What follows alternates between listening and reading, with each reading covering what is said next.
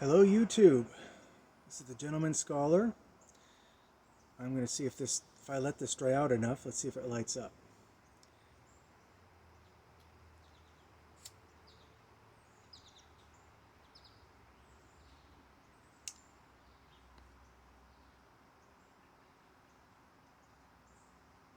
Oh, interesting. It does taste like whiskey.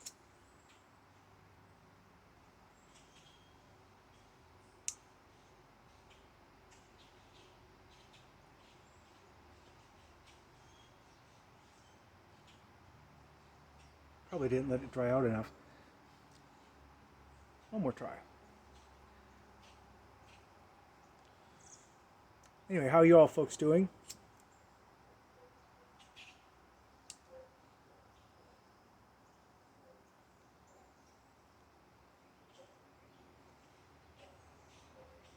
Finally getting around to smoking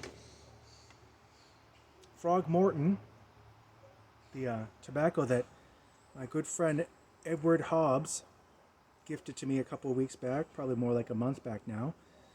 I'm the worst procrastinator in the world. Oh, I thought I wasn't recording for a minute. That would have sucked.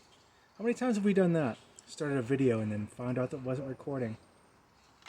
Anyway, thank you, Edward Hobbs. I like it so far, what I can taste while I keep it lit.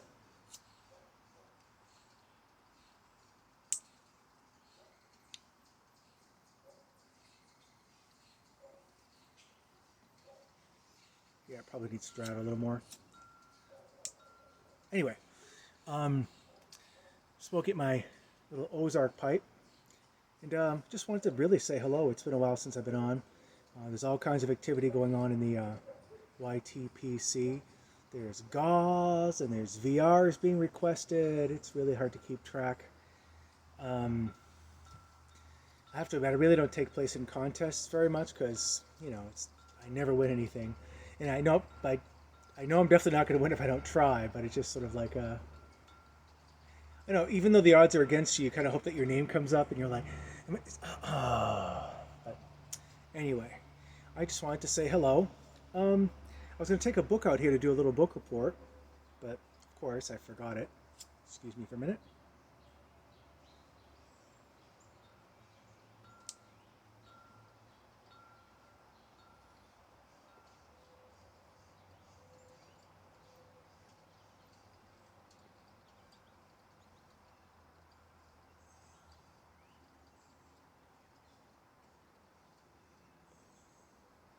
When you want to do a video and you think you have a million things to say, and then when you start the video, you're like, Well, that's me right now. But I will do a book report to start us rolling. It's called Men of Tomorrow: Geeks, Gangsters, and the Birth of the Comic Book by Gerard Jones. Publication date, I want to say, I don't know, about 2005, thereabouts. But it's really a very exhaustively researched history book in the sense that it plays into the American immigration experience. It plays into the immigration slash gangster experience and all the legitimate businesses that rose out of that gangster experience, and up to and including comic books. Comic books, you could say, was a racket that a lot of gangsters wanted to get into. Like, prostitution, gambling, the whole thing. But there was a place for a lot of people. If you could hustle, you could learn. You could either, as an editor, could earn a lot of money, or you could get your work seen pretty easily if you were an up-and-coming artist, writer. Unfortunately, you were the front line worker. You were the one being exploited. Just ask Jerry Siegel and Joe Shuster, the creators of Superman. Their story. This is told in a very grand tapestry fashion.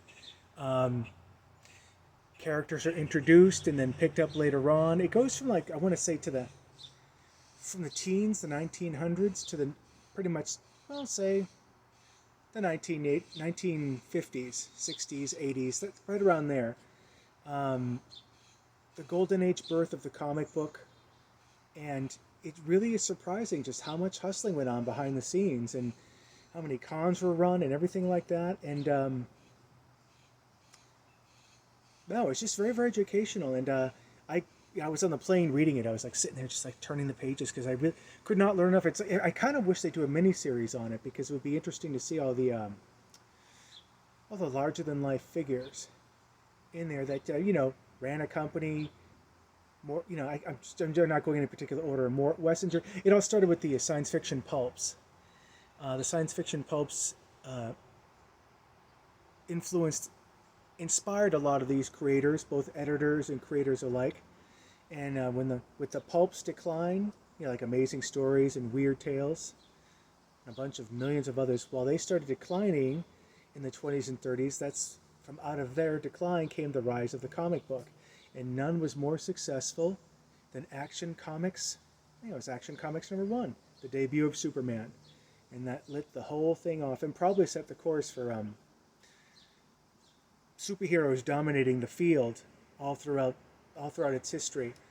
If you ever saw the movie Watchmen or read the miniseries, since in the comics, since superheroes were a real thing, the public turned towards something else, pirates. So pirates, comics were basically pirate dominated the way they dominate now. Superheroes dominate them now. So can't imagine like reading a million books about pirates, but I can see the heroic aspect of that. Excuse me.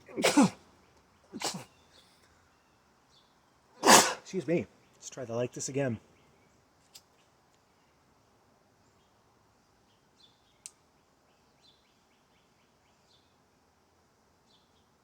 Oh.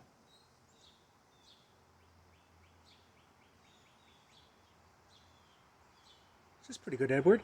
I wouldn't smoke this on an empty stomach, though, because I would get the nicotine nausea wham-whams.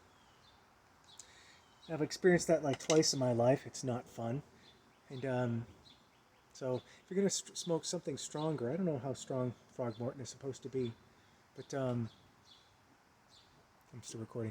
I don't know how strong Frogmorton is supposed to be, but it does seem to taste pretty strong, but what do I know? I'm still a newbie at this stuff.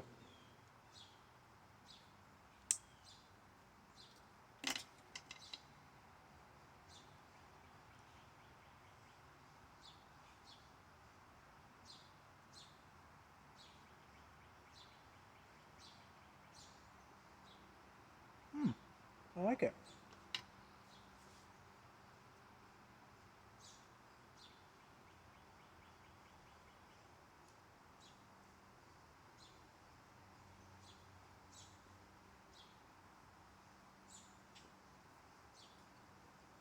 Mr. Hobbs sent this tobacco and a couple others without being asked, just out of the kindness of his heart. He just sent it along, and I kept promising him, I'll try it, I'll do a video, I'll try it, I'll give you a shout out.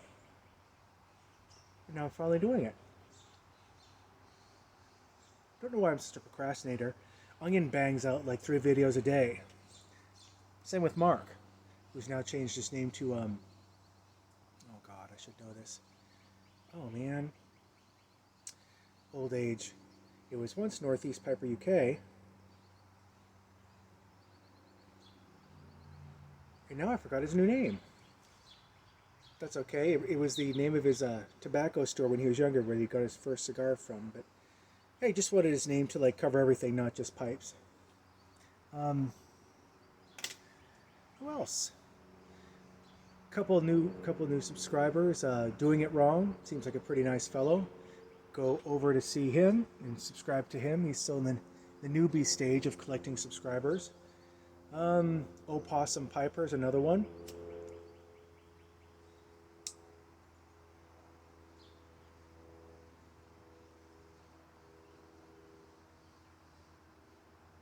Been around a little longer.